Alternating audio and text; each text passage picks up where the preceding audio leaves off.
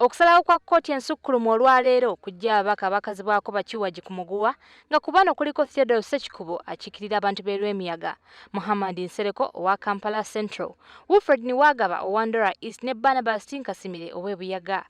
Gye buvuddeko ababaka bano ebifo byabwe byali bigenda kuggyibwawo oluvannyuma lw'ekibiina kya NRM okubagoba ng'ate bagira kkaadi yaakyo mu palamenti nga kino kyakisaliddwawo kooti etaputa ssemateka mu ggwanga. Okusinziira ku mulamuzi Richard Buteera yagamba nti oluvannyuma lw'ababaka bano okugoba mu NRM ebifo byabwe mu palamenti baali balina okubyabulira.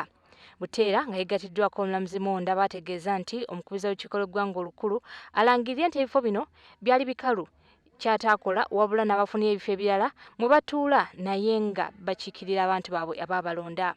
Olwaleero omulamuzi wa kooti ensukulumu Remy Kasule abisambaza n'agamba nti ssemateka yali ekugira ababaka bano okugenda mu bibiina ebirala so si kwabulira palamenti. Kino kisanyudde ababaka bano ne beebaza omukubiza w'olukiiko lw'eggwanga olukulu Rebecca alitwala kadaaga obutamalaga bagobaganya kubanga baali bagoba mu bukyamu NRM.